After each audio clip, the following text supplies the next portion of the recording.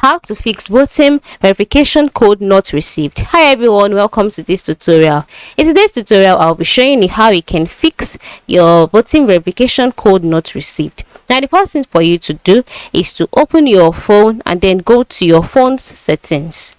So once you're on your phone settings, scroll down until you see app management. Once you've selected app management, select app list. And then under your app list, search Botim.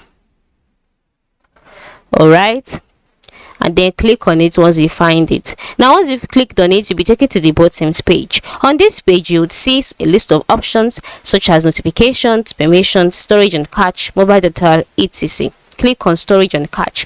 Once you clicked on storage and cache, you'll be taken to the storage page. Now on this page, by the lower part of the screen, you will see clear storage and then clear cache. The next thing for you to do is to click on clear cache. Alright, and then once that is done, leave the page and then go to your Play Store. Then once you're on your Play Store, the next thing for you to do is to search Botim.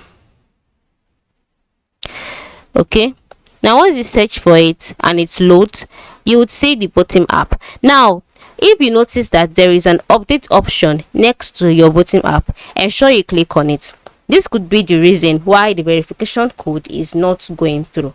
Alright, so once the app is updated, leave the page and then restart your phone.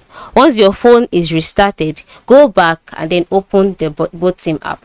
Once you open the Botim app, you would be able to fix or carry out the verification that you intend to. So this is how you can fix verification code not received on the Botim app. I hope this tutorial is helpful. Thanks for watching.